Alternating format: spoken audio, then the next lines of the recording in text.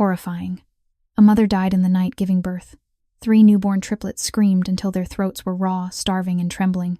And the emaciated woman on the verge of collapsing from hunger herself stepped into the most luxurious suite on the superyacht to do the one thing no one could even imagine. She unbuttoned her shirt. She let the 3 children of a Mafia kingpin drink from her milk that should have dried up long ago, ever since the day her own daughter died. In that single moment, she unknowingly signed an invisible death sentence. Because according to the ancient code of the Callahan bloodline, the woman who nurses the heir belongs only to the father, and if anyone dares to touch her, they will face a full-scale, blood-soaked war on the open sea. Do you dare to hear the rest of the story about the woman who seemed to have nothing left to lose, yet managed to shake an entire Mafia empire with one single act of compassion? This is the true story of love, betrayal, and the terrifying price of kindness. Let's begin. Before we dive into this chilling and mysterious story, please remember to subscribe to the channel Alex Truths and like this video. Every subscription, like, and share from you is a huge spiritual gift and an incredibly profound source of motivation for the channel's growth, so we can continue bringing wonderful videos every day to everyone. There would be no greater joy than receiving your love and support through the comments you leave right below this video. Comments sharing your emotions, or telling us which province or city you're living and working in while listening to this story. Alright, let's continue together and immerse ourselves in this amazing, captivating story that's filled with deep emotions. The superyacht Eclipse cut through the black water off the coast of Miami like a dark blade under the repeater. October 2025 moon. It was one of those perfect Florida nights. Warm breeze, carrying the faint salt and diesel of the port string lights, swaying gently above the upper deck, where champagne flutes clinked and low laughter drifted. But down in the master stateroom suite, the illusion of perfection shattered. The triplets' cries started small, like distant seagulls, then built into something raw and unrelenting. Liam, Noah, and Ava, 14 months old, all dark curls and pale skin like their father, screamed in perfect, heartbreaking unison. It wasn't the tired fuss of bedtime. It was hunger confusion, the deep primal panic of little bodies that remembered a mother who was no longer there. Emily Harper paused in the narrow crew corridor just outside the VIP suites, her thin arms full of folded luxury towels that smelled faintly of lavender and money she would never touch. She was 29, but the last 3 years had carved lines around her eyes that made her look older. Her uniform, a simple black polo and khaki pants provided by the yacht company, was 2 sizes too big now. She'd lost more weight since starting this job 6 weeks ago. The pants sagged at her hips, held up only by a frayed belt she'd found in a dumpster behind a Jacksonville laundromat. Her sneakers, once white, were gray from salt spray and endless scrubbing. She hadn't eaten more than a granola bar and half a leftover crew sandwich since breakfast. Her stomach growled constantly, a low, familiar ache. She tried to keep walking. Crew rules were clear: stay, invisible, clean, disappear, never speak to guests unless spoken to first. But the cries pierced her. They weren't just noise. They were the exact sound her own daughter Lily used to make when she was hungry in those 9 short months before sudden infant death syndrome stole her in the night 2 years ago. No warning, no reason, just silence where a heartbeat used to be. Emily's chest tightened. Milk let down without permission, warm and insistent against the thin cotton bra she'd bought at a dollar store. She pressed a forearm across her breasts, humiliated by her body's refusal to accept that there was no baby left to feed. She hadn't dried up. The doctors said grief could do that, keep the milk coming like a cruel joke. The cries grew louder, more desperate. She heard a man's voice, low, rough-edged, with something close to panic, muttering, "Come on, little ones. Please." Bottles clinked. A pacifier hit the floor. Then a frustrated curse under his breath. She shouldn't have knocked, but her hand rose anyway, knuckles rapping softly on the polished teak door. The door opened almost immediately. He stood there tall, broad-shouldered, fair-skinned, the kind of handsome that looked carved rather than born. Black hair swept back, jaw shadowed with stubble eyes, the color of storm clouds over the Atlantic. He wore a charcoal dress shirt with sleeves rolled to the elbows, revealing forearms corded with muscle and faint white scars that told stories she didn't want to know. Jackson Callahan. Everyone on the yacht knew the name. The man who owned half the shipping lanes and luxury developments along the Florida coast. The man whose name made captains lower their voices. His face was tight, eyes bloodshot from lack of sleep. In his arms, Liam arched backward, red-faced and screaming. Noah and Ava were in the arms of a harried nanny who looked ready to cry herself. Emily swallowed. Her voice came out small, timid, the way it always did when she spoke to people who had power over her life. I'm sorry to bother you, sir. I work housekeeping. I heard the babies. I thought, maybe I could help." He stared at her.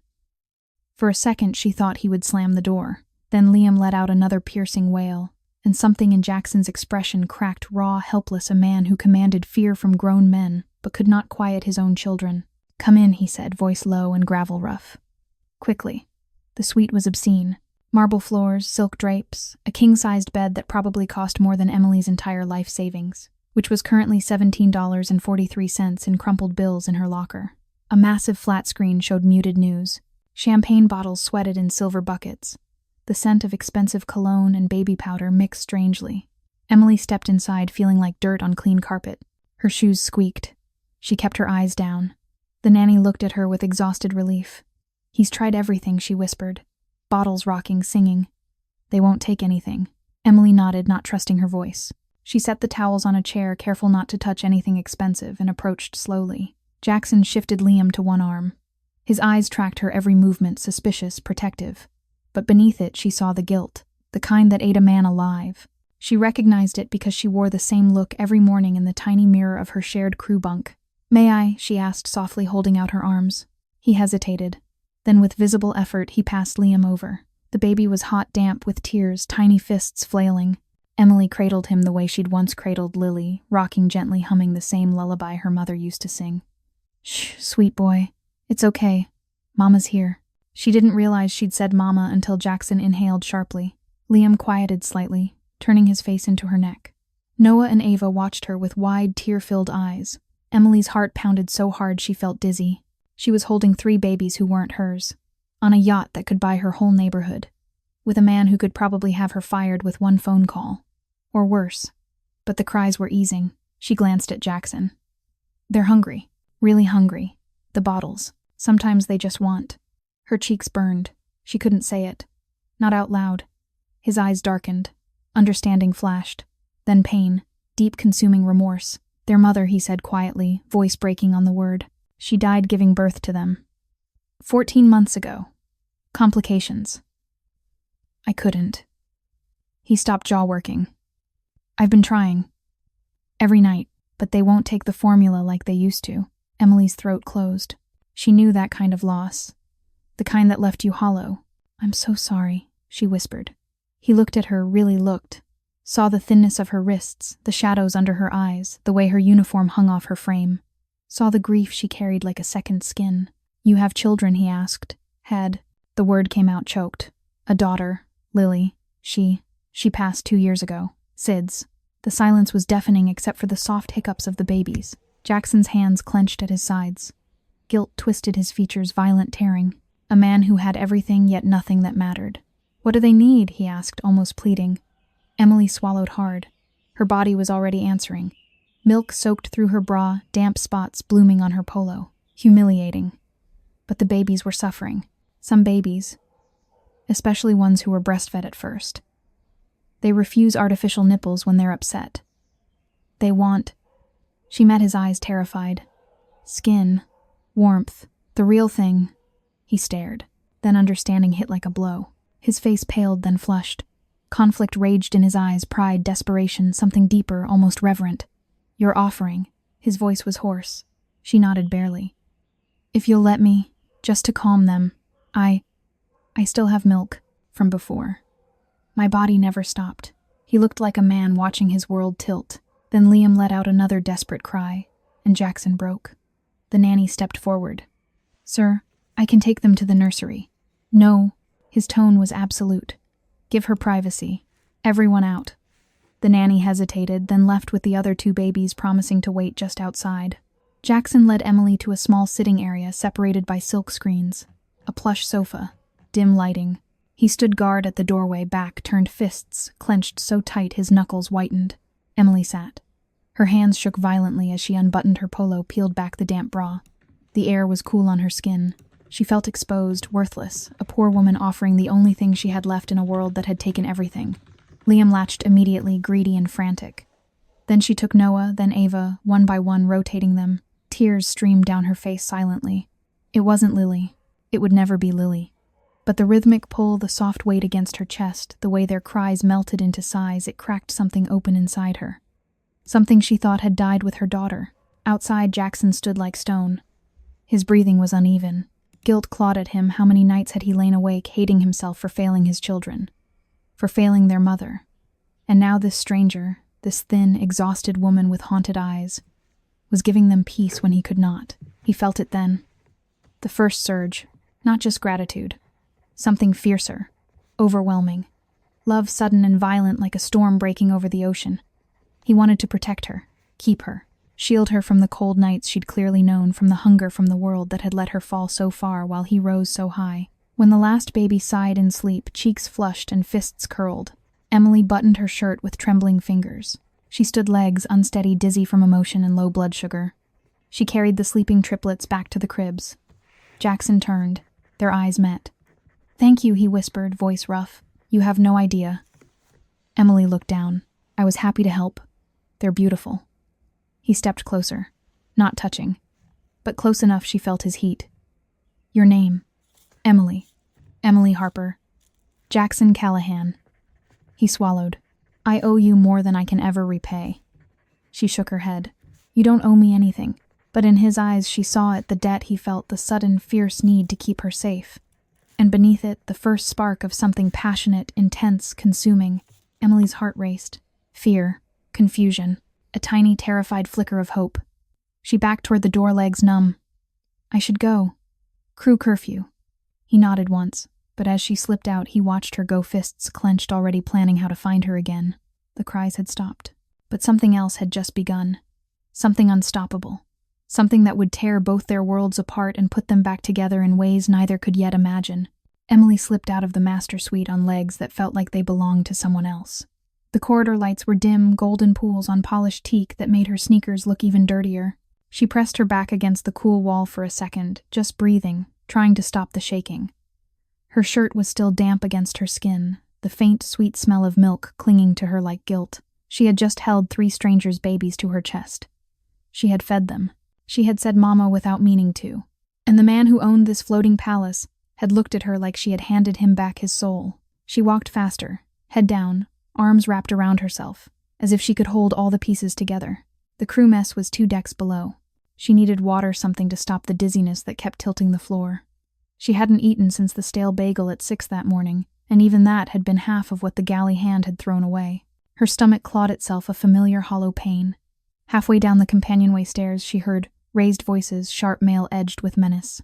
She froze on the landing. 2 men in dark suits stood at the bottom, blocking the corridor to the crew quarters. One was built like a linebacker, earpiece glinting. The other was slimmer, older, with a face like old leather. They weren't yacht security. Yacht security wore polo shirts and polite smiles. These men carried the kind of quiet that made air feel heavy. "You're late," the older one said to someone she couldn't see. "The boss is already asking questions." A third voice answered, younger, nervous. "I told you the transfer got held up at the port. Customs is sniffing around the new containers. They're saying the manifests don't match." The linebacker snorted. "Then make them match. Or do I need to remind you what happens when the Callahan name gets questioned?" Emily's heart slammed against her ribs. Callahan. Jackson Callahan. The name she had just whispered to 3 sleeping babies. She should have kept walking, should have pretended she heard nothing. But her body betrayed her. Her foot shifted on the metal stair and it creaked. 3 heads snapped toward her. The older man's eyes narrowed. "Who's that?" Emily's mouth went dry. She clutched the railing so hard her knuckles turned white. I'm just crew. Housekeeping. I was heading to the mess." The linebacker stepped forward. "You heard something?" "No, sir," she whispered. Her voice sounded small, childish. "I swear." He stared at her a long moment, then jerked his chin. "Get out of here. And keep your mouth shut." She nodded frantically, slipped past them with her head down, heart hammering so loud she was sure they could hear it. The corridor smelled of bleach and old grease. Her legs trembled the rest of the way to the crew mess. Inside, the fluorescent lights buzzed. A few off-duty crew members sat at the long table eating leftover pasta from foil trays. Someone had left a half-eaten dinner roll on a plate. Emily's stomach twisted violently. She looked around, no one was watching, then reached for the roll. A hand clamped on her wrist. The galley cook, Maria, a woman in her 50s with tired eyes. "That's for the breakfast crew tomorrow, honey." Emily jerked back as if burned. "I'm sorry. I didn't." I thought Maria's expression softened, but only a little. "You look like you're about to faint." "Sit." Emily sank onto the bench. Maria pushed a glass of water toward her. "Drink slow. You're shaking like a leaf." Emily drank. The water tasted metallic. She stared at the scratched tabletop, humiliated. Once she had owned a little apartment in Jacksonville. Once she had paid bills on time. Once she had held her daughter every night. Now she was stealing crumbs. Maria watched her. "You okay?" Heard the boss's kids were screaming bloody murder up there. Emily nodded, not trusting her voice. Maria leaned closer. "You went in, didn't you?" Emily's eyes filled. "They were so hungry. I couldn't walk away." Maria sighed. "You're too soft for this life, girl. Soft gets you hurt." Emily wiped her face with her sleeve. "I know." But she didn't move. She sat there in the buzzing light, thin arms wrapped around herself, remembering the weight of 3 small bodies against her chest, remembering Jackson Callahan's eyes storm-dark, tormented, looking at her like she was the only thing keeping him from drowning. She didn't sleep that night. The crew bunk was a narrow metal shelf shared with 2 other women who snored and shifted. The air conditioning was broken again, so the cabin was stifling. Emily lay curled on her side, knees to chest, listening to the yacht's engines thrum far below. Every time she closed her eyes, she saw the babies' faces. Every time she breathed, she smelled Jackson's cologne, cedar, and smoke, and something darker. She thought about the men in the corridor, about manifests and customs, about the way the world bent around men like Jackson Callahan. She was nothing to that world, a speck, disposable. And yet, when the first gray light seeped through the tiny porthole, she rose, dressed in the same oversized uniform, and went back to work. She scrubbed heads, changed sheets, polished brass until her hands bled. She told herself it was just one night, one kindness. Tomorrow she would disappear back into invisibility. But at 1800 hours, when the sun was bleeding orange across the water, a steward found her on the lower aft deck wiping down railings. "Mr. Callahan wants to see you," he said. "Master Suite. Now." Emily's stomach dropped. She followed him up through corridors she had no business using, past security who looked through her like she was glass, into the elevator that smelled of leather and money. When the doors opened, Jackson was waiting. He had changed into a black cashmere sweater and dark jeans. His hair was damp as if he'd just showered. The triplets were asleep in the nursery next door. She could hear the soft white noise machine humming. The suite was quiet, except for the lap of water against the hull. He looked at her, really looked, and something in his face shifted pain, wonder, hunger. "Emily," he said. His voice was rougher than before. "Come in." She stepped inside on legs that barely held her. The carpet was so thick her sneakers made no sound. She felt like an intruder. Like dirt. He gestured to the sofa where she had sat the night before.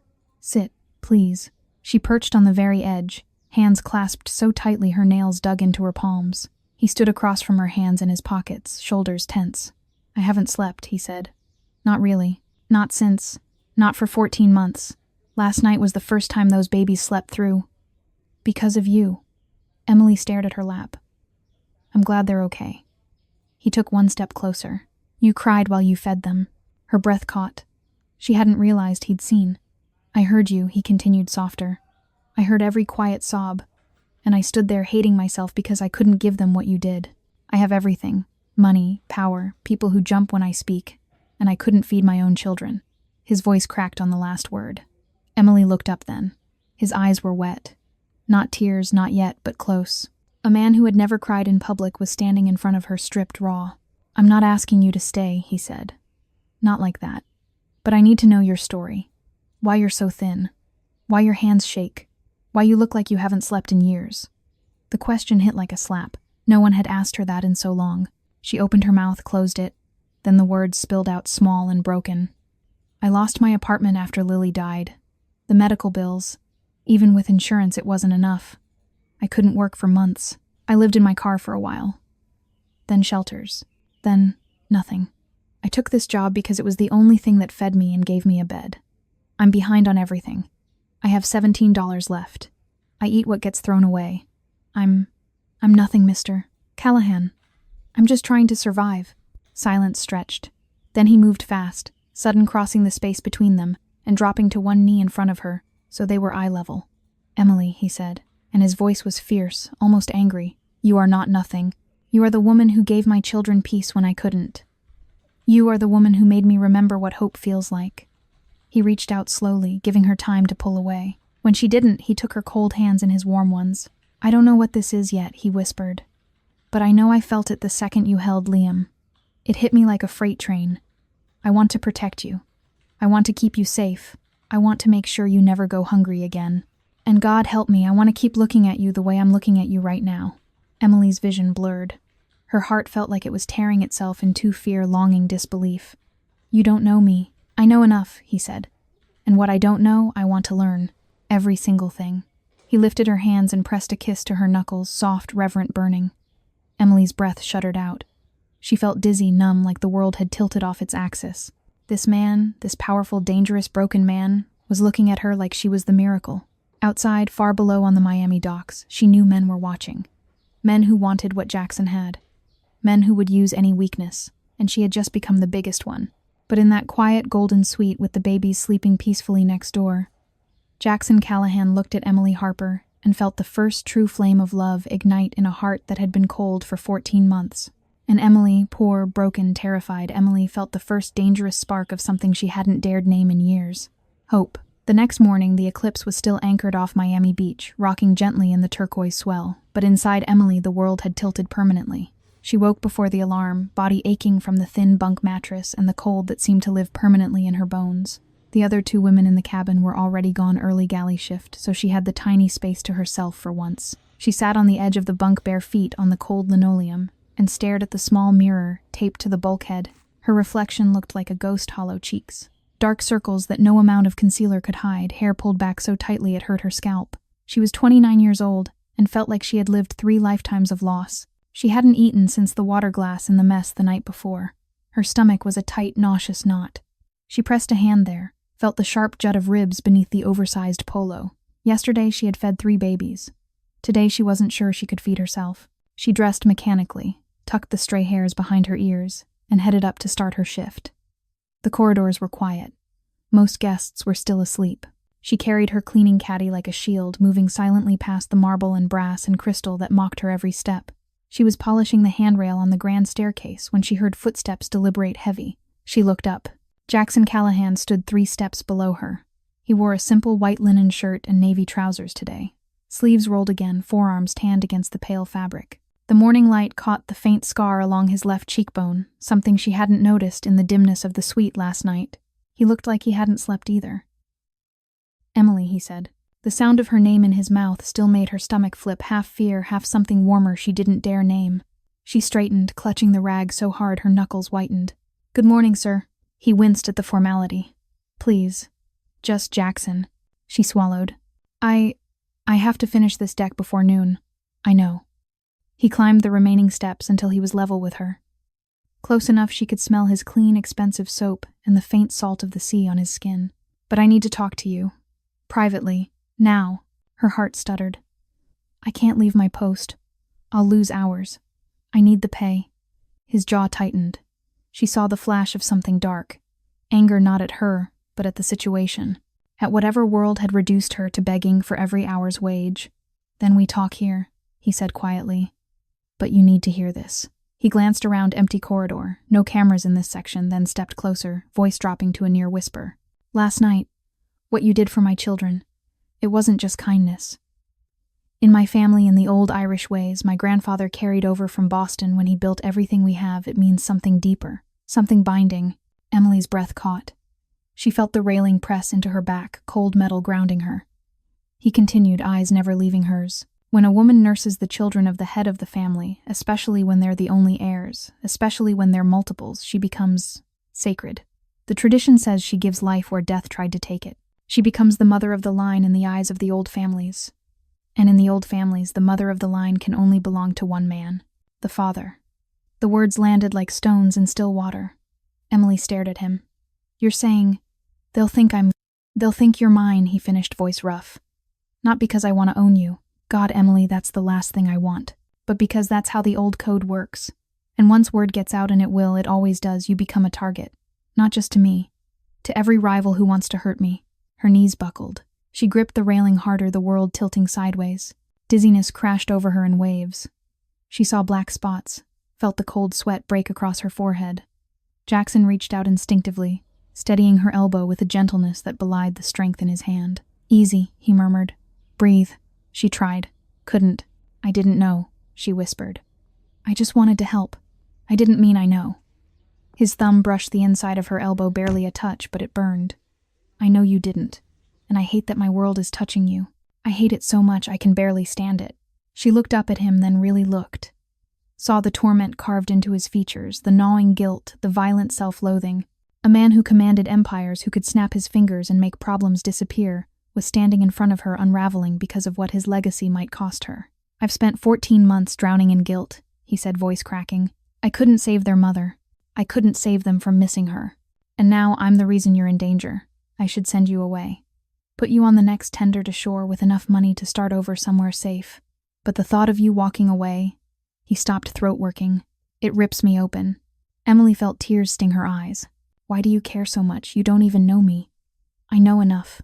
His hand slid from her elbow to her hand fingers, threading through hers.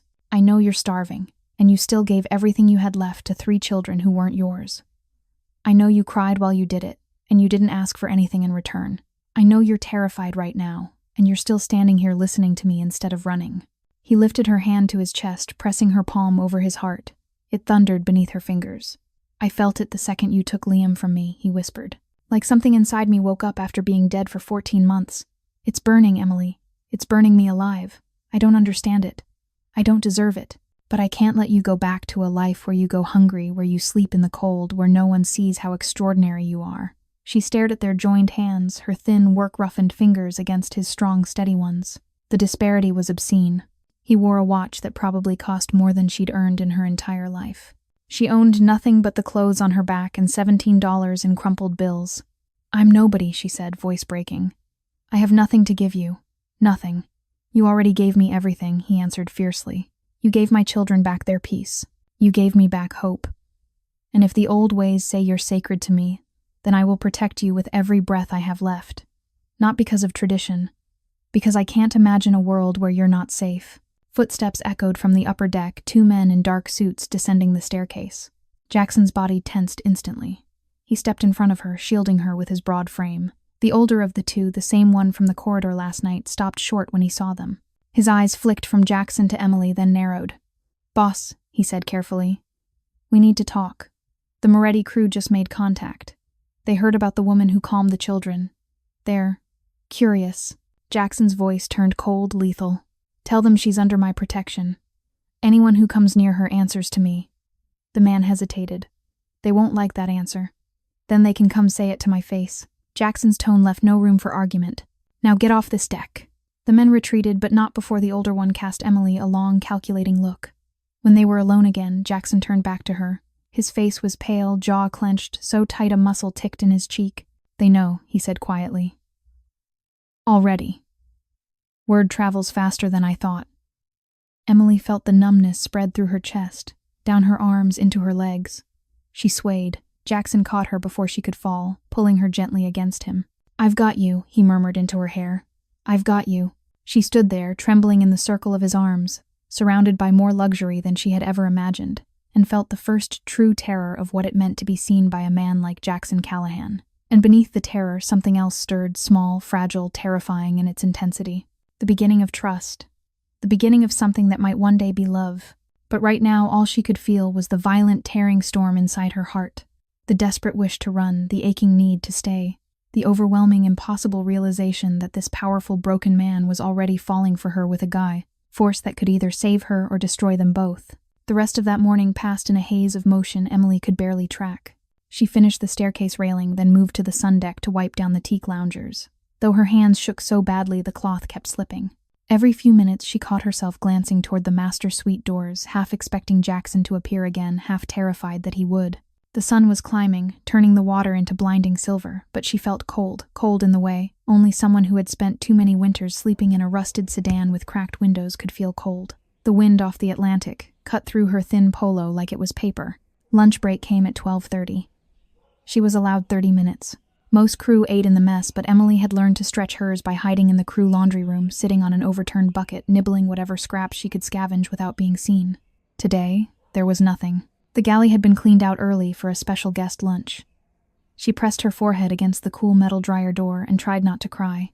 She was still there, knees drawn up, when the door opened. Jackson stood in the doorway, filling the entire frame. He had changed again now in a charcoal suit that fit him like it had been born on his body tie, loosened just enough to reveal the strong column of his throat. He looked impossibly out of place in the cramped, fluorescent-lit room that smelled of detergent and mildew. Emily, he said softly.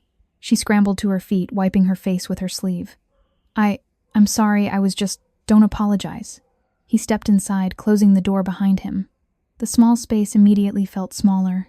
You don't have to hide from me, her heart hammered. This is my break. I'm not supposed to be seen with guests. You're not with a guest, he said. You're with me. He reached into his jacket and pulled out a thick cream envelope. He held it out to her. She stared at it like it might bite. Open it, he said. Her fingers trembled as she took it. The paper was heavy, expensive. She slid out a single sheet, thick, watermarked, printed in elegant black ink. It was a contract. Temporary employment agreement. 1 month. Live-in childcare specialist aboard the Eclipse. Salary. $50,000 payable in weekly installments of $12,500 each, plus full room and board medical coverage, and a termination bonus of $25,000 upon completion of the term. She read it twice, then a third time. The numbers blurred. This can't be real, she whispered. It's real. His voice was low, steady. You'll have your own cabin private with a lock. You'll have access to the galley 24 hours a day. You'll work only with the children. No cleaning, no other duties. And when the month is over, you walk away. No strings, no questions. The money is yours. Emily's knees gave out. She sank back onto the bucket, clutching the paper like it might vanish. $50,000. She had never seen that much money in one place. She had once cried for 3 days straight because she couldn't afford the $47 copay for Lily's last doctor visit. She had sold her mother's wedding ring for $200 to buy groceries. She had eaten out of trash cans behind restaurants when the shelters were full. And now this man, this stranger, was offering her a way out. She looked up at him, tears spilling over. Why? Because my children need you, he said simply. Because they slept last night. Because they smiled this morning when the nanny mentioned your name. Because I watched you give them everything when you have nothing left to give and I can't unsee it. He crouched in front of her so their eyes were level, elbows on his knees, hands open. And because he continued quieter the moment you walked out of my suite last night, I felt like someone had ripped the air out of the room. I've spent 14 months punishing myself for not being enough for my wife, for my children. I built walls so high no one could get close. Then you walked through them like they were made of paper. And I'm terrified, Emily. Terrified that if I let you disappear back into whatever life you've been surviving, I'll never forgive myself. His voice cracked on the last word. She stared at him, saw the raw, violent conflict in his eyes, the guilt that had carved permanent lines around his mouth, the remorse that lived behind every word he spoke. This was not a man used to asking. This was a man used to taking to commanding. And yet here he was on his knees in a laundry room begging her to stay. I can't, she whispered. You don't understand. I'm broken. I'm nothing. I'll ruin everything. You're the only thing keeping me from falling apart, he answered fiercely. You think you're nothing. You're the woman who brought my children peace when nothing else could.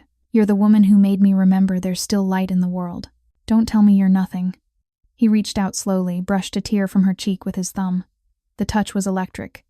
She flinched, then leaned into it before she could stop herself. His hand lingered warm against her cold skin. I'm scared, she admitted, voice so small it barely carried. I know. His thumb traced the line of her cheekbone. I'm scared too. But I will protect you. I swear it on everything I have left. She closed her eyes, felt the paper crinkle in her fist. Outside, the yacht's horn sounded long low. They were weighing anchor, heading south toward the Keys for the next leg of the charter. Somewhere far below, men in dark suits were watching the horizon, waiting for orders. Somewhere on shore, rival crews were already whispering about the woman who had fed the Callahan heirs. Emily opened her eyes. I'll sign, she said. 1 month. Just 1 month. Relief flooded his face so intense it almost looked like pain. He stood, helped her up, steadying her when her legs wobbled. There's one more thing, he said quietly. She looked at him. He pulled another document from his jacket, this one thinner, official-looking, stamped with the seal of a Florida law firm. A protective clause, he explained. If at any point you feel unsafe, if you want out, you say the word. My security team will escort you to shore, cash in hand, no questions. And I'll never contact you again unless you ask. She stared at the paper. He was giving her an escape. Even as he was asking her to stay, she took the pen he offered, signed both documents with a hand that shook so badly the letters looked childish. When she finished, he took the papers gently, folded them, and slipped them into his jacket. Then he did something that stole the breath from her lungs. He lifted her hand, the same hand that had just signed away 1 month of her life, and pressed his lips to her knuckles. Not a kiss of possession, a kiss of reverence. Thank you, he whispered against her skin. Emily felt something inside her crack wide open, pain, hope, terror, longing all at once. She swayed. He caught her arms coming around her in the most careful embrace she had ever known. She stood there in the laundry room, surrounded by the smell of bleach and damp towels, wrapped in the arms of a man who controlled half the coast of Florida, and felt for the first time in years like maybe she wasn't invisible. But the moment was shattered by a sharp knock. The door opened. The older man from the corridor, the one with the leather face, stood there, expression grim. "Boss, we've got a problem." The Moretti boys just pulled alongside in a speedboat. They're demanding a word. Now. Jackson's body went rigid. His arms tightened around Emily for one heartbeat longer, protective, possessive, then released her gently. "Stay here," he told her. "Lock the door behind me." She nodded, numb. He paused at the threshold, looked back at her. "I'll be back," he said. "And when I am, we start over. You, me, the children, one day at a time." Then he was gone. Emily stood alone in the tiny room contract in her hand, heart pounding so hard she thought it might break her ribs. Outside, she heard raised voices, tense, controlled, but edged with threat. She pressed her ear to the door. "The woman is off limits," Jackson was saying, voice like steel. "You tell your boss if he sends another boat within 100 yards, we'll consider it an act of war." A pause. Then a laugh, cold, mocking. "You're getting soft, Callahan. One woman, and you're ready to burn it all down." Emily's blood ran cold. She slid down the door until she sat on the floor, knees to chest, arms wrapped tight around herself. 1 month, $50,000. A chance to breathe. And the terrifying, impossible knowledge that the most powerful man she had ever met was already willing to fight a war to keep her safe. She pressed her forehead to her knees and let the tears come quiet, silent shaking. Because for the first time in years, she wasn't crying from despair. She was crying because someone saw her, and because she was terrified of what it would cost him when he did. The first week slipped by like smoke over water, slow, quiet, and dangerously warm. Emily's new cabin was on the port side of the upper deck, a space twice the size of the crew bunk she had shared. It had a real bed with crisp white sheets that smelled of sunshine, a private bathroom with hot water that never ran out, and a small porthole that framed the endless blue of the Atlantic. She had never slept in a room alone since Lily died. The silence at night was so complete it frightened her. She kept the small reading lamp on low, afraid the darkness might swallow her whole. Every morning at 6, she went to the nursery. The triplets were already awake, babbling softly in their cribs. Liam always reached for her first chubby arms outstretched. Noah watched her with solemn dark eyes as if measuring whether she would stay. Ava smiled the moment she saw Emily's face, tiny hands clapping. Emily lifted them, one by one, changed diapers with hands that still shook from disbelief, fed them from bottles, now slowly transitioning as the pediatrician Jackson had flown in from Miami recommended. She sang the same lullabies she had once sung to Lily, voice soft and cracked. The babies settled against her like they had always belonged there. She felt their warmth seep into her cold places, filling cracks she thought would stay empty forever. Jackson was there for every feeding. He sat in the rocking chair in the corner, elbows on his knees, watching. He rarely spoke during those moments. He just looked at his children, at her, with an intensity that made her skin prickle. Sometimes his eyes would close for a second, as if the sight of the 4 of them together hurt too much to bear. Other times he would lean forward, forearms braced, jaw tight, fighting whatever war raged inside him. He never touched her. Not once. But the air between them grew thicker every day, heavy with things unsaid. On the 5th night after the children were asleep, Jackson followed her out into the dimly lit corridor outside the nursery. "Walk with me," he said quietly. She hesitated. The deck lights were low, the yacht rocking gently as it drifted south toward the dry Tortugas. She nodded. They walked in silence along the promenade deck. The night air was warm, salted, carrying the faint scent of jasmine from planters someone had brought aboard. Jackson's hands were in his pockets, shoulders tense. Emily kept her arms wrapped around herself, the thin cardigan she had been given by the stewardess, no match for the chill that lived inside her. He stopped at the railing, staring out at the black water. "I used to come out here every night after they were born," he said. "Stared at the ocean like it could give me answers. Like if I looked long enough, I could find a way to undo what happened to their mother." Emily leaned against the railing beside him, close enough to feel his heat but not touching. "I'm sorry," she whispered. "Don't be." His voice was rough. "You're the first thing in 14 months that hasn't felt like punishment." She looked up at him. The moonlight carved sharp shadows across his face, high cheekbones, the faint scar, the storm in his eyes. "I don't know how to do this," she admitted. "Any of this. I'm still waiting for someone to wake me up and tell me it was a dream. That the money, the room, the food, that none of it's real." He turned to face her fully. "It's real," he said. "And it's yours for as long as you want it." She shook her head, tears pricking. "You don't understand. I've spent so long being invisible, eating scraps, sleeping in my car when the shelters were full, walking blocks in the rain because I couldn't afford the bus. I once stood outside a restaurant for 2 hours waiting for them to throw out the day-old bread, and the manager called security on me. Like I was dangerous. Like I was trash." Her voice broke. Jackson's hands came out of his pockets. He stepped closer, slowly, carefully. "You are not trash," he said, low and fierce. "You never were." He lifted a hand, hesitated, then brushed a strand of hair from her face. The touch was feather-light. She didn't pull away. "I see you," he whispered. "Every thin wrist, every shadow under your eyes, every time your hands shake because you haven't eaten enough. I see it and it tears me apart. Because I have everything, money, power, men who would die for me, and I let a woman who gave my children life go hungry for years." His voice cracked. Emily felt something inside her give way, a wall she had built so high she forgot it was there. "I'm scared," she said again, softer this time, "of how much I want to believe you." He closed the last inch between them. "Then believe this." He cupped her face with both hands, gentle, reverent, and kissed her. It was not gentle. It was desperate. It was the kind of kiss that had been waiting 14 months to happen, all the guilt and grief and longing poured into it. His mouth was warm, tasting faintly of whiskey and salt, and his hands trembled where they held her. Emily froze for half a heartbeat, shock, fear, disbelief, then melted against him like she had been waiting her whole life for this moment. She kissed him back, her fingers curled into the front of his shirt, pulling him closer.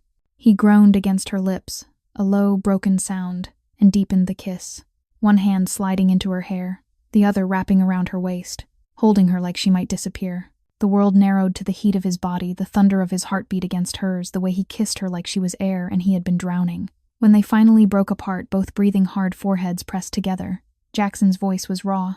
"I've wanted to do that since the first second you took Liam from me," he confessed. "I fought it. Told myself it was gratitude. Told myself I didn't deserve it. But it's not gratitude, Emily. It's love. Sudden, violent, burning. And it's terrifying me because I know what my world does to people I care about." She stared up at him, tears streaming down her cheeks. "I'm nobody," she whispered again. "You're everything," he answered. "You're the woman who saved my children. You're the woman who's saving me." He kissed her again, slower this time, deeper, like he was memorizing her. She clung to him, fingers digging into his shoulders, afraid if she let go, the moment would shatter. They stood like that for long minutes, wrapped in each other under the stars, the yacht rocking gently beneath them. Then far below, on the water, a speedboat engine roared to life. Jackson stiffened instantly. He pulled back, eyes scanning the dark. 2 boats, black hulls, no running lights. "Stay here," he said, voice suddenly all steel. He moved to the railing, phone already in his hand. Emily's heart slammed against her ribs. She followed him anyway, staying close to the bulkhead. Voices carried over the water, sharp accented. "Callahan." "We just want to talk." Jackson's jaw clenched. "Get lost," he called back, calm but lethal. "You know the rules." A laugh floated up, cold, mocking. "We heard about the woman. The one who fed your kids. She's special, right, Sacred? We respect tradition. We just want to meet her." Jackson's hand tightened on the phone. "She's mine," he said, voice carrying across the water like a blade. "Anyone who comes near her signs their own death warrant." Silence. Then the boats throttled up and peeled away into the dark. Jackson exhaled, shoulders dropping fractionally. He turned back to Emily. "They're testing me," he said quietly. "Seeing how far I'll go." She stared at him wide-eyed. "For me, for us," he corrected. He pulled her back into his arms, holding her tightly against his chest. "I won't let them touch you," he murmured into her hair. "Not ever." Emily closed her eyes, listening to the thunder of his heart. She was terrified. She was exhausted. She was falling hard, fast, irrevocably in love with a man who could burn the world down to keep her safe. And in that moment, wrapped in his arms on the deck of a yacht that cost more than she could ever imagine, she felt for the first time since Lily died like maybe she was finally home. Even if home came with shadows. Even if home came with war. The days after that first kiss blurred into a fever dream of stolen moments and quiet devastation. Emily moved through the yacht like someone learning to walk on new legs, tentative, dizzy every step, afraid the ground would disappear again. The nursery became her sanctuary. She woke before dawn, slipped into the children's room while the rest of the ship still slept, and simply sat between the cribs watching the rise and fall of 3 tiny chests. Liam would stir first, blinking up at her with sleepy trust. She would lift him, press her cheek to his soft curls, and breathe in the sweet baby scent that once belonged to Lily. The ache was still there, sharp, familiar, but now it shared space with something new. Something warm, something dangerous. Jackson was never far.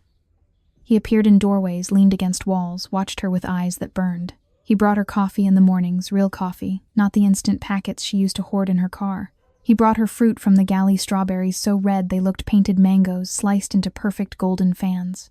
He watched her eat like it was a religious act, jaw-tight hands clenched at his sides.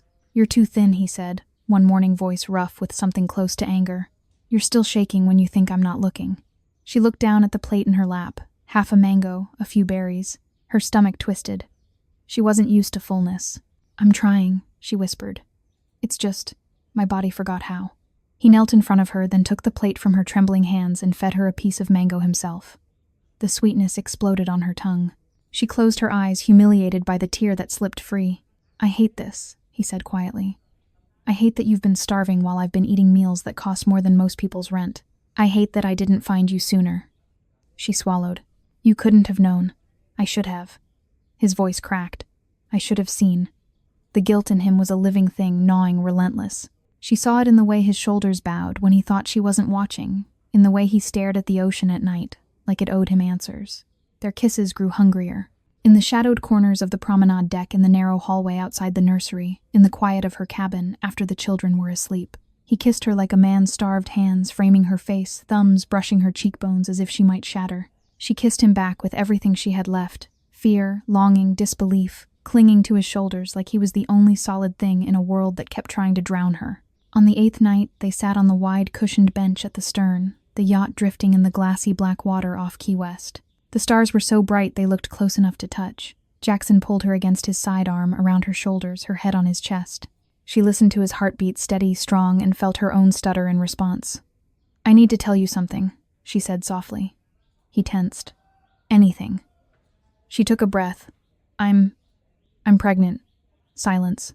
Then his arms tightened around her almost painfully. "How far?" His voice was hoarse. 7 weeks. Maybe 8. She swallowed.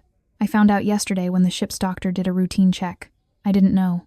I thought the nausea was just nerves, or hunger, or grief." He pulled back just enough to look at her face. His eyes were wet, shining in the starlight. "Is it mine?" She nodded, tears spilling. "Yes. The timeline. It's yours." He exhaled a long, shuddering sound and pressed his forehead to hers. "Emily," he whispered, like her name was a prayer. She started to shake. "I'm scared.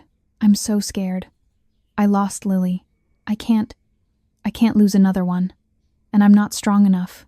I'm barely holding myself together. How can I?" He cupped her face, thumbs wiping her tears.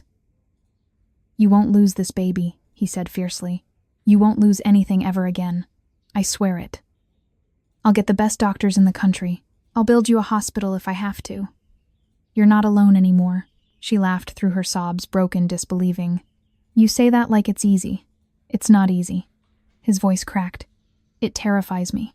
Because now it's not just you I could lose. It's our child. And the thought of anything happening to either of you." He stopped throat working. "It rips me open, Emily. It rips me wide open." He kissed her, then slow, deep, reverent. His hand slid to her waist, cradling the place where their child was growing, as if he could protect them both with touch alone. When they parted, she rested her head against his shoulder, listening to the lap of water against the hull. "I don't deserve this," she whispered. "Any of it. The money. The safety. You." He tilted her chin up. "You deserve everything. And I'm going to spend the rest of my life making sure you get it." The next morning, the world intruded. They were anchored just outside Key West Harbor. Jackson had arranged for a private medical team to board specialists in high-risk pregnancy flown in from Miami on his helicopter. Emily sat on the examination table in the yacht's small medical suite paper gown, crinkling while a kind-eyed woman in a white coat listened to her heart checked. Her blood pressure drew blood. Jackson stood by the wall, arms crossed, face pale. "Everything looks stable for now," the doctor said gently. "But you're severely malnourished. Anemic. Sleep-deprived. We need to get your nutrition up immediately. High-calorie shakes, supplements, rest. This is a high-risk pregnancy because of your history. We'll monitor closely." Emily nodded, numb. When the doctor left, Jackson crossed the room in 2 strides and pulled her into his arms. "I should have known," he muttered against her hair. "I should have seen how thin you were, how exhausted. I should have." "Stop," she whispered. "Please." You're already doing more than anyone ever has." He held her tighter. That afternoon, while the children napped, they walked the deck together, Emily's hand in his.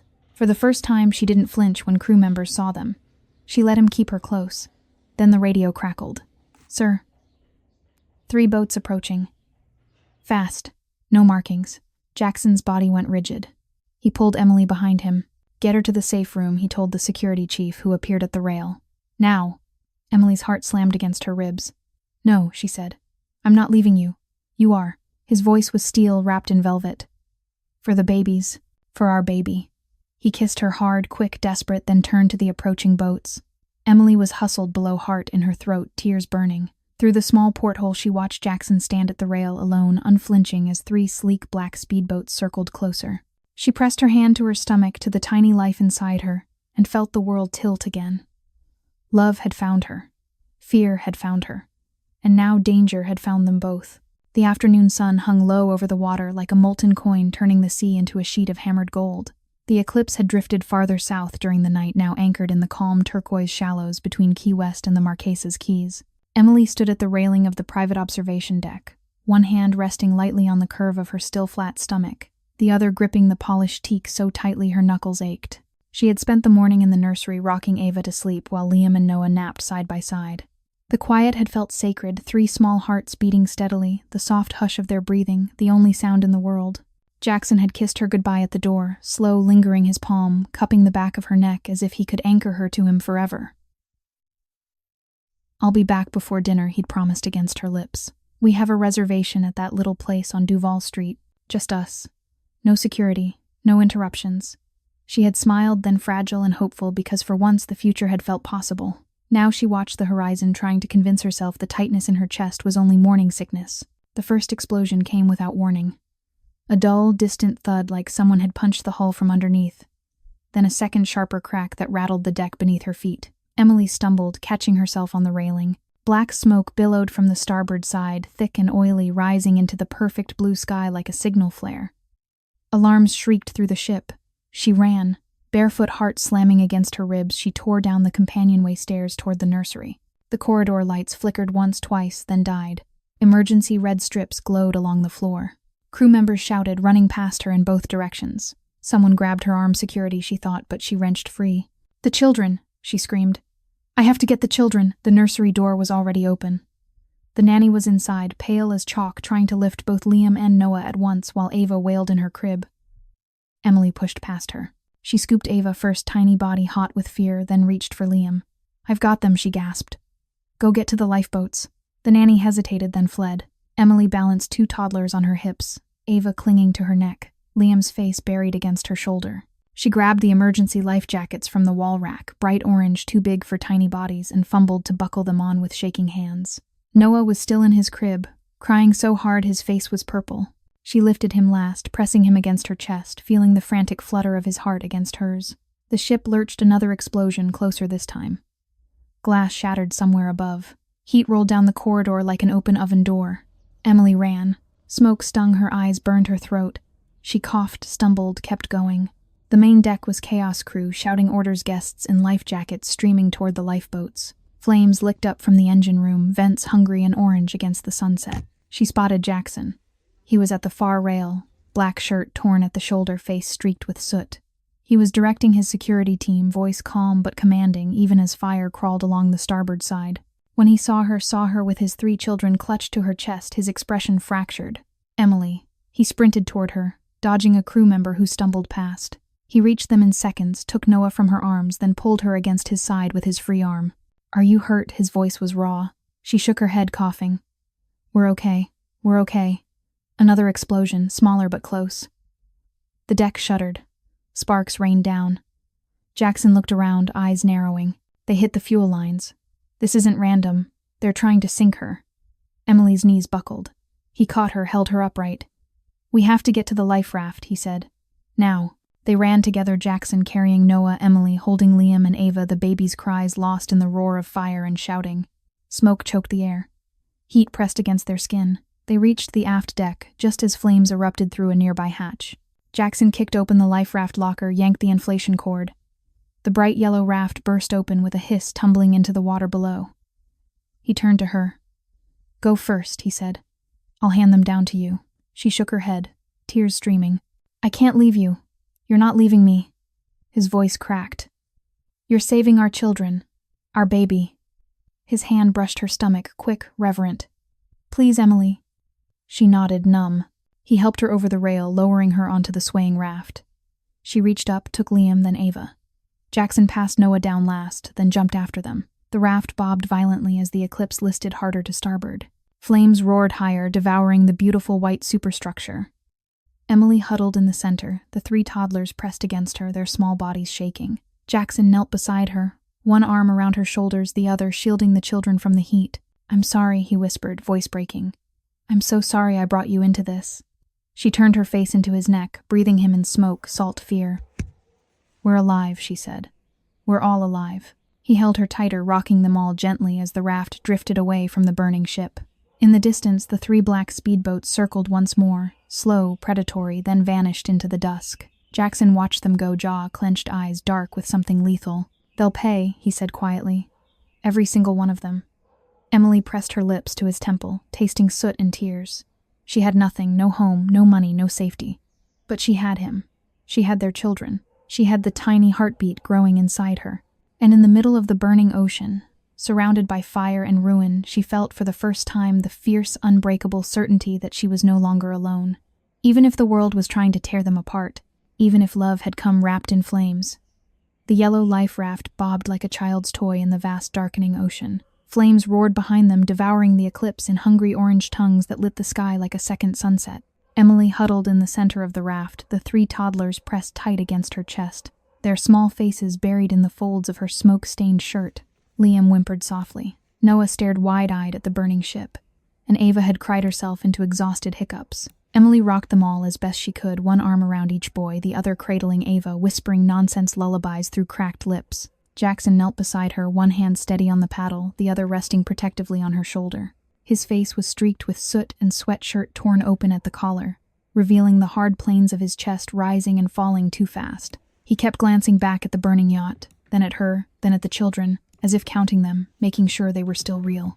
A sleek white motor yacht appeared out of the smoke on their starboard side, larger than the speedboats that had circled earlier, elegant lines, cutting through the water with purpose.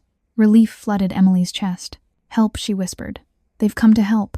Jackson's body went rigid. His hand tightened on her shoulder almost painfully.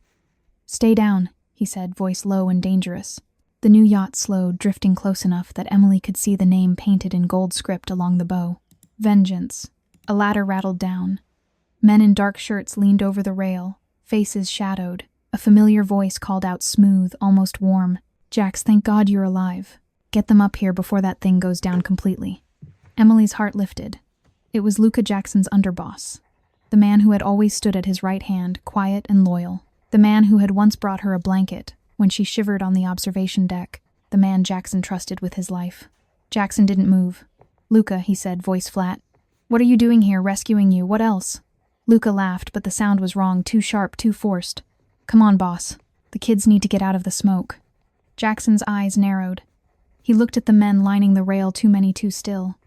He looked at the way the yacht's running lights were dimmed, almost hidden. He looked at Luca's face and something inside him shattered. You son of a bitch, Jackson whispered. Emily felt the shift in him, the way his muscles locked, the way his breathing changed from ragged to deliberate. She clutched the children tighter. Jax, she breathed. He turned to her eyes, wild with something beyond rage, betrayal so deep it looked like grief. Luca planned this, he said, voice barely audible over the crackle of distant flames. The explosions, the speedboats, everything. He wanted the ship gone.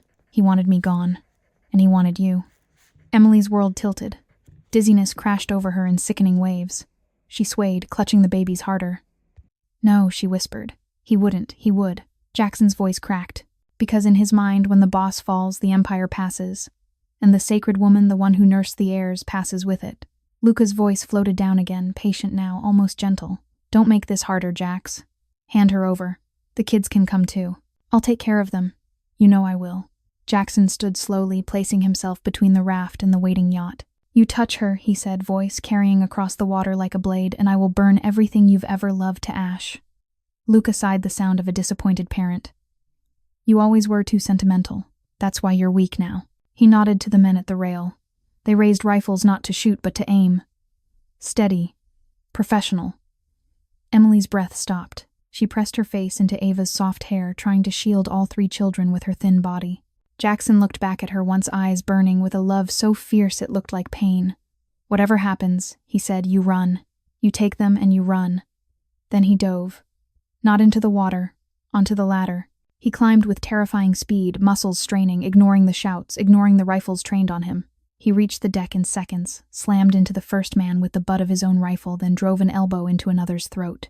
He fought like a man possessed, not wild but precise, lethal, every movement fueled by 14 months of guilt and the new burning terror of losing the woman who had given him back his soul. Emily watched in horror, frozen, the babies crying against her. Luca stepped forward, calm, unhurried. "You always thought you were untouchable," he said. "But even kings fall when they start caring." Jackson lunged. They crashed together, 2 men who had once been brothers in blood and business, now tearing at each other on the tilting deck of a yacht that smelled of smoke and betrayal. Emily's vision blurred with tears. She looked around the raft, only 1 paddle, no motor, the burning Eclipse sinking slowly behind them. She was alone with 3 terrified toddlers and a baby growing inside her, watching the man she loved fight for their lives. She forced herself to move. She laid the children carefully in the center of the raft, covering them with the emergency thermal blanket, whispering, "Stay here, Mama's coming back." Then she grabbed the paddle. She rowed awkward, frantic arms, burning from weakness and smoke inhalation toward the white yacht. Not because she wanted to go there, because Jackson was there. Because she couldn't leave him to die alone. The raft bumped against the hull. A rope ladder still dangled. She climbed legs, shaking hands, blistered every rung, feeling like it might snap under her weight. When she reached the deck, the fight had spilled toward the bow. Jackson was bleeding from a cut above his eye. Luca had a split lip, and 3 men lay groaning on the deck. Luca saw her first. His face changed surprise, then something darker. "Well," he said, "the sacred woman herself." Jackson turned. Emily go back, she didn't. She stepped forward on trembling legs, placing herself between them. "Stop," she said. Her voice was small, but it carried. "Please." Luca laughed short, bitter. "You think you can stop this? You think love fixes everything?" Jackson moved to pull her behind him. She held up a hand, shaking but steady. "I have nothing," she said to Luca. "I came from nothing. I slept in my car. I ate from trash cans. I lost my daughter and thought my life was over. And then I met him." She nodded toward Jackson. "He gave me safety. He gave me hope. He gave me love when I thought I would never feel it again." Her voice cracked. "If you take that away, if you take him away, you take everything. Again." Luca stared at her. Something flickered in his eyes, regret maybe. Or shame. Then he looked at Jackson. "You really love her," he said quietly. "More than anything," Jackson answered, voice raw. Luca exhaled. "Then you win." He stepped back, raised his hands. The remaining men lowered their weapons. Jackson didn't move, didn't trust it. Luca looked at Emily one last time. "I thought I was saving the family," he said. "I was wrong." He turned, walked to the rail, and jumped into the dark water below. Silence fell, broken only by the crackle of the distant fire and the soft crying of the children in the raft. Jackson crossed to Emily in 2 strides, pulled her into his arms so tightly she couldn't breathe. "I'm sorry," he whispered into her hair. "I'm so sorry." She clung to him, sobbing against his chest. "We're okay," she said. "We're all okay." He kissed her, desperate, trembling, then helped her back down the ladder to the raft. They rowed away from the white yacht, away from the burning Eclipse, away from betrayal, toward whatever came next. Together. The yellow raft drifted farther from the burning wreck, carried by a gentle current that felt almost mocking in its tenderness. The Eclipse groaned behind them, a dying giant, flames climbing higher, until the white superstructure glowed like a funeral pyre against the October night. Emily sat in the center of the raft, knees drawn up, the 3 toddlers curled against her in a tight, trembling knot. Their small faces were streaked with soot and tears, their breathing uneven from shock and smoke. She kept one arm wrapped protectively around them, the other hand pressed to her stomach where the new life inside her fluttered weakly as if sensing the danger all around. Jackson knelt at the edge of the raft, one hand on the paddle, the other clenched into a fist so tight the knuckles showed white beneath the soot. Blood dripped steadily from the cut above his eye, mixing with sweat and running down his cheek in thin red lines. He stared at the white yacht, vengeance now drifting aimlessly, lights dimmed, no sign of Luca or the men who had followed him. The silence after the fight was worse than the shouting. It pressed against Emily's ears like water, heavy and suffocating. She watched Jackson's face in the flickering firelight, saw the way his jaw worked, the way his eyes burned with something darker than anger. Betrayal had carved fresh lines into him deeper than any scar. He had trusted Luca with his life, with his children's lives, with the empire he had bled to build, and Luca had tried to take it all. "I should have seen it," Jackson said suddenly, voice low and rough. "The signs were there. The late reports. The questions about you. I was too busy falling in love to notice my own brother in blood was sharpening a knife for my back." Emily reached out, touched his arm. Her fingers were cold, trembling. "You couldn't have known." "I should have." He turned to her eyes, wet and wild. "I've spent my whole life reading people knowing when a smile hides poison. But I let my guard down. Because of you. Because for the first time in years I wanted something more than power. And look what it cost." His voice broke on the last word. Emily felt the tears come again, hot, silent, unstoppable. She leaned forward, pressed her forehead to his shoulder. "It didn't cost us everything," she whispered. "We're still here. The children are still here. Our baby is still here." He turned, wrapped both arms around her, and the toddlers pulling them all close. The raft rocked gently under their weight. For a long moment there was only the sound of breathing, ragged, uneven, alive. Then far across the water a new engine growled to life. Jackson's head snapped up. Another vessel approached, not the sleek white yacht, but a smaller, faster Coast Guard cutter, running lights blazing red and blue. Searchlights swept the water, finding the raft in seconds. Jackson exhaled a sound that was half relief, half dread. "They'll take us in," he said quietly. "Questions. Statements. They'll want to know what happened." Emily's heart stuttered. "What do we tell them? The truth," he answered. "As much of it as we can without burying ourselves." The cutter pulled alongside. Men in uniform leaned over the rail, throwing down lines. Strong hands reached for the children first, gentle, careful. Emily handed them over one by one, watching their small faces disappear over the side. Then she climbed the ladder herself, legs shaking so badly she nearly fell. Jackson came last, refusing help climbing aboard under his own power, even as blood dripped steadily from his brow. On the deck of the cutter, the world felt suddenly too bright, too loud. Paramedics swarmed the children, wrapping them in silver blankets, checking vitals. A young woman in a blue uniform knelt in front of Emily, voice soft. "Ma'am, are you hurt? Are you pregnant?" Emily nodded, numb. 7 weeks, maybe 8. The woman's face softened. "We'll get you checked right away." Jackson stood a few feet away, speaking in low tones to the captain. His posture was rigid, every line of him screaming control, even as exhaustion bled through. When the conversation ended, he crossed to Emily, dropped to one knee in front of her. "They're taking us to Key West, General," he said. "The children will be evaluated. You'll get a full exam. Then, we disappear for a while. I have a safe house in the mountains. No one will find us there." She stared at him. "And the family, the empire," his jaw tightened. "Gone. Or it will be. I'm done. I'm walking away. Let the others fight over the scraps. I want you. I want our children. I want the life we should have had from the beginning." Tears spilled down her cheeks again. "You're giving up everything," she whispered. "I'm giving up what never mattered," he answered fiercely. "You matter. They matter. This," he pressed his hand gently to her stomach. "This matters." She covered his hand with hers. The cutter's engines rumbled to life. They turned toward the distant lights of Key West, leaving the burning eclipse behind like a bad dream. At the hospital, time slowed to a crawl. The children were bathed, checked, given warm blankets and juice boxes. Doctors examined Emily, bloodwork, ultrasound, quiet reassurances that the baby's heartbeat was strong despite everything. Jackson refused treatment until she was cleared. He sat beside her bed, holding her hand, thumb tracing circles over her knuckles, while machines beeped softly around them. When the doctor finally left, Jackson leaned forward, forehead resting against hers. "I almost lost you tonight," he said, voice barely above a whisper. "I almost lost all of you." "You didn't," she answered. "We're here." He closed his eyes. "I don't deserve you. I know that. I've done things I can never wash clean. But I swear, Emily, from this moment on, I will spend every breath making sure you never feel small again. Never feel hungry. Never feel afraid." She lifted her hand, brushed the dried blood from his cheek. "I believe you," she said simply. He kissed her, then slow, deep trembling with everything he couldn't yet say. Outside the window, the first gray light of dawn crept over the water. They had survived the fire. They had survived the betrayal. And in the quiet hospital room, surrounded by beeping machines and the soft breathing of sleeping children, they began finally to build something new, something real, something theirs.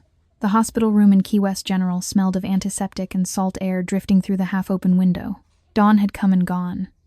Now, Mid-morning sunlight slanted across the pale blue walls, catching motes of dust that danced like tiny stars. The 3 toddlers slept in a row of cribs pushed close together. Liam curled on his side with his thumb near his mouth. Noah flat on his back with arms flung wide. Ava tucked into a fetal ball with one small hand clutching the edge of her blanket.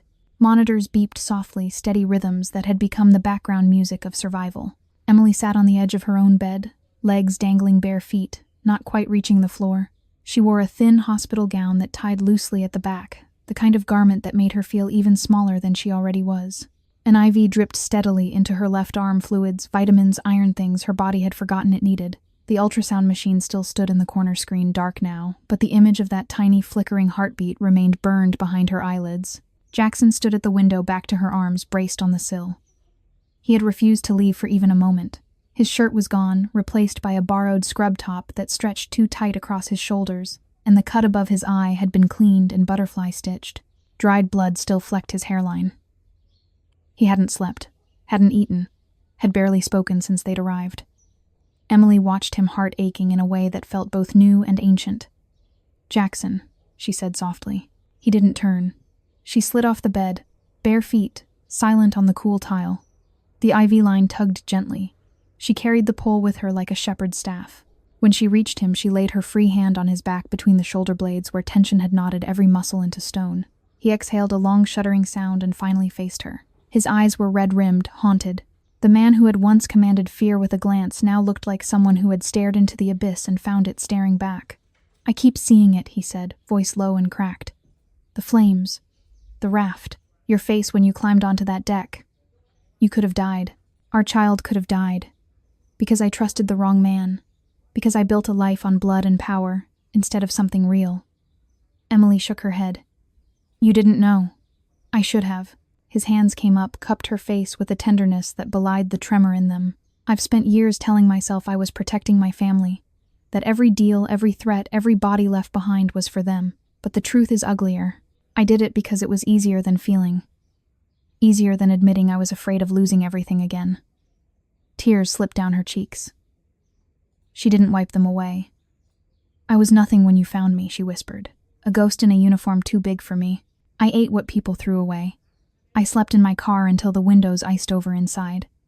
I sold my daughter's crib to pay the electric bill. And every day I woke up wondering why I was still breathing when she wasn't." Jackson's thumbs brushed the tears from her face, but more fell.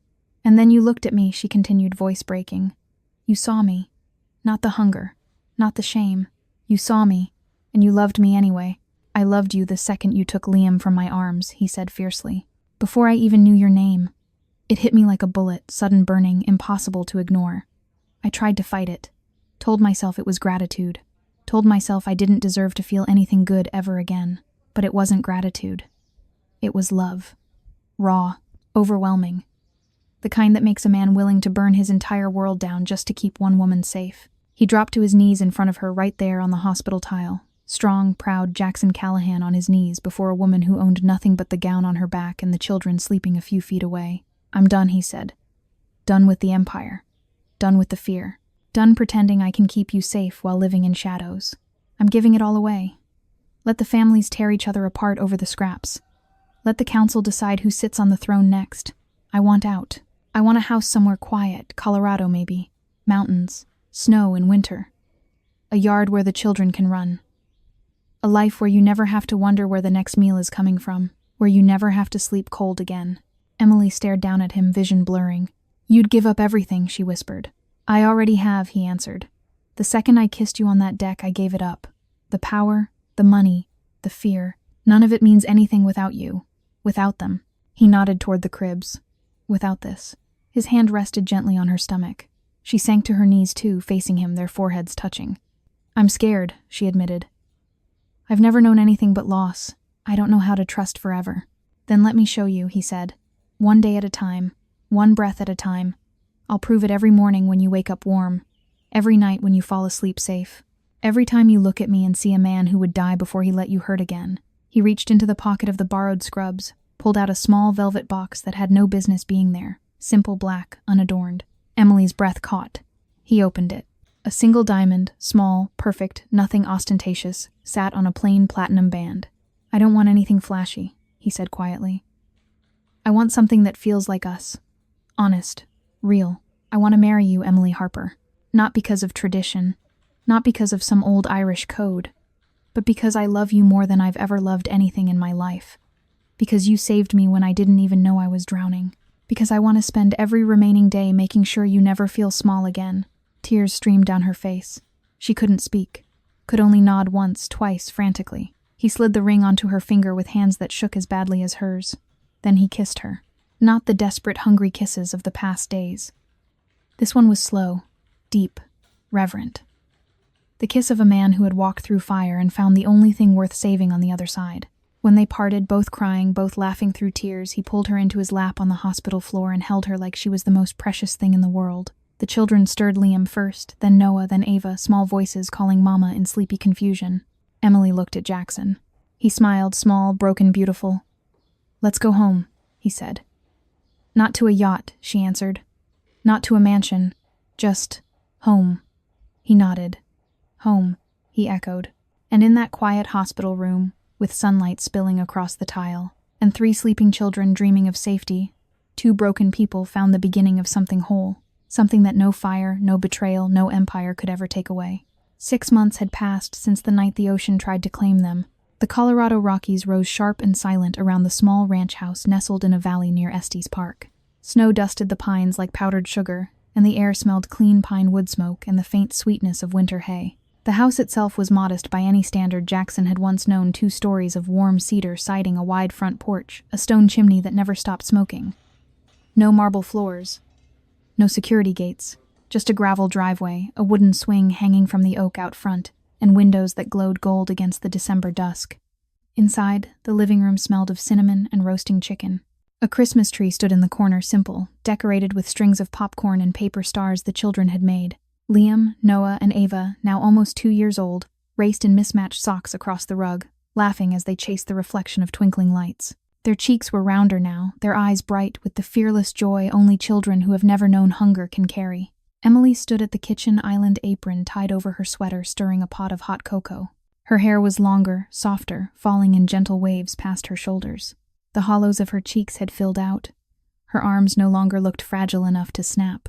She moved with a quiet confidence she had never known before. Not the confidence of wealth, but the confidence of someone who finally believed she deserved to take up space. Jackson leaned in the doorway, watching her. He wore a flannel shirt rolled to the elbows, jeans faded from real work, splitting firewood, repairing fences, teaching the children how to feed the chickens they'd bought last spring. The scar above his eye had faded to a thin white line. His hands, once accustomed to signing contracts worth millions, now carried calluses from honest labor. He had sold everything he could without bloodshed. The shipping interests quietly transferred the real estate holdings, liquidated the offshore accounts, emptied and closed. What remained went into trusts for the children, and a foundation. Emily had started small grants for mothers who had lost infants, for women rebuilding after grief. He had kept only enough to buy this land, this house, this life. Emily felt his gaze and turned. Their eyes met across the warm room. She smiled, small, shy, still a little disbelieving. He crossed the floor in 3 strides, wrapped his arms around her from behind, and buried his face in the curve of her neck. "You smell like home," he murmured. She leaned back into him, hands resting over his on her stomach, now gently rounded with their daughter due in March. "We are home," she whispered. Dinner was simple: roasted chicken, mashed potatoes, green beans from the freezer, and warm rolls. The children ate with messy enthusiasm, chattering about the snowman they'd built that afternoon. After baths and stories, Emily tucked them into the 3 small beds in the room. They shared walls painted soft blue glow in the dark stars stuck to the ceiling. When she returned to the living room, Jackson had dimmed the lights and built the fire higher. He sat on the rug in front of the hearth, back against the sofa, legs stretched out. He patted the space beside him. She sank down, curling into his side. His arm came around her shoulders, hand resting protectively over her belly. For a long while, they simply listened to the crackle of the fire and the soft sigh of wind against the windows. Then Jackson spoke, voice low. "I still wake up sometimes thinking I'm back on that raft," he said. "Thinking I've lost you. Thinking I failed again." She turned her face into his chest. "You didn't fail. I almost did." His fingers tightened in her sweater. "I built walls so high I forgot how lonely it was inside them. I told myself power was safety. I was wrong. Safety is this, your heartbeat against mine. Our children laughing downstairs. Knowing tomorrow you'll wake up warm." Tears slipped from the corners of her eyes. "I was invisible," she whispered. People looked through me, stepped around me. I thought that was all I deserved. Then you saw me. Really saw me. And you loved me anyway. He tilted her chin up, thumb brushing away her tears.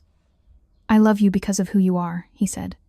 Not in spite of the hunger, the cold nights, the grief, because of the heart that kept beating through all of it. Because you fed my children when you were starving. Because you climbed onto that yacht to save me when you could barely stand. Because you chose love over fear every single time. He kissed her slow, deep, reverent, the kind of kiss that carried every promise he had ever made. When they parted, he rested his forehead against hers. I was a king once, he said quietly. I ruled through fear. I thought that made me strong. It didn't. It made me hollow. You showed me what real strength looks like. It looks like getting up every morning, even when your body screams no. It looks like loving fiercely, even after loss. It looks like forgiveness even when the world says you shouldn't give it. Emily smiled through her tears. Knowledge is knowing that love is stronger than any empire, she said softly. Knowledge is understanding that compassion heals what power never could. Knowledge is seeing that a single act of kindness can change generations. Knowledge is realizing that true wealth is measured in heartbeats, not dollars. Knowledge is believing that no one is ever truly lost if someone still sees them. She took a breath. And the lesson here is simple lesson 1. Love doesn't care about skin color. Lesson 2. Love doesn't measure bank accounts. Lesson 3, Lesson 4, Lesson 5, love chooses people, not positions. Education teaches us facts. Education shows us history. Education opens books, but only love teaches us how to live. Education gives us tools. Education builds bridges. Education lights paths, but only love walks them with us. Education informs. Education inspires. Education empowers, but only love makes us whole. She looked up at him, eyes shining. I love you, Jackson Callahan. Not the man who once had everything. The man who gave it all away so we could have this. He kissed her again, this time with tears on his own cheeks. I love you too, Emily Harper. More than I ever knew I could. They sat in silence after that, wrapped in each other, listening to the fire and the soft breathing of sleeping children. Outside snow began to fall gentle, steady, blanketing the world in quiet peace. To everyone watching this video, may you carry good health in your body, joy in your heart, and daily peace in your soul. Thank you for spending this time with us. Please don't forget to subscribe to the YouTube channel Alex Truths. Like this video and share it with someone who needs a little hope today. We post engaging stories every day, stories about love, redemption, and the quiet strength inside all of us. Tell me in the comments, how did this story make you feel? Does it remind you of anything in your own life? Share whatever rises in your heart. I read every single comment, and I promise to listen deeply. Until next time, see you in the next video. Disclaimer, all stories on this channel are fictional and created solely for entertainment purposes. Any resemblance to real people, events, or places is purely coincidental.